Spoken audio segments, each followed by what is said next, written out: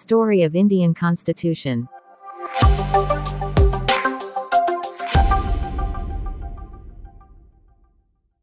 The Indian National Congress first demanded the formation of a Constituent Assembly in 1935 to draft the Constitution of India.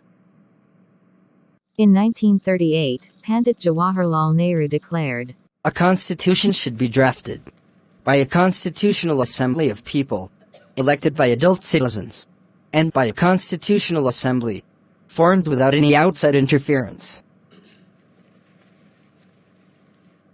This demand was finally accepted in 1940 and is known as the August Offer.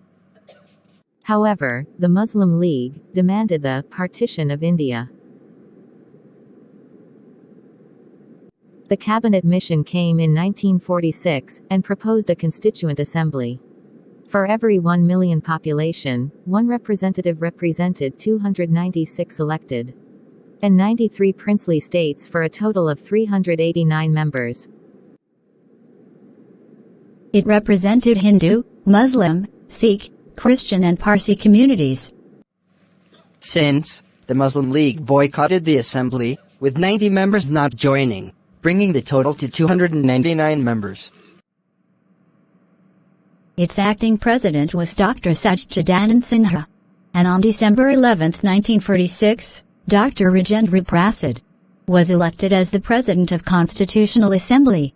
The Constitution Committee was constituted on August 29, 1947. As its president, Dr. Bhimrao Ambedkar and N. Gopal Swami Iyengar, Alladi Krishna Swami Iyer, Dr. Kanayalal Munshi, Sayyid Muhammad Sadullah, B.L. Mittar and D.P. Khaitan were included as members. Sir Benegal Narsimha Rao became a constitutional advisor. It took 2 years, 11 months and 18 days to prepare the constitution.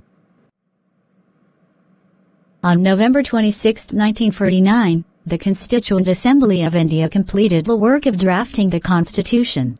The Constitution came into force on January 26, 1950.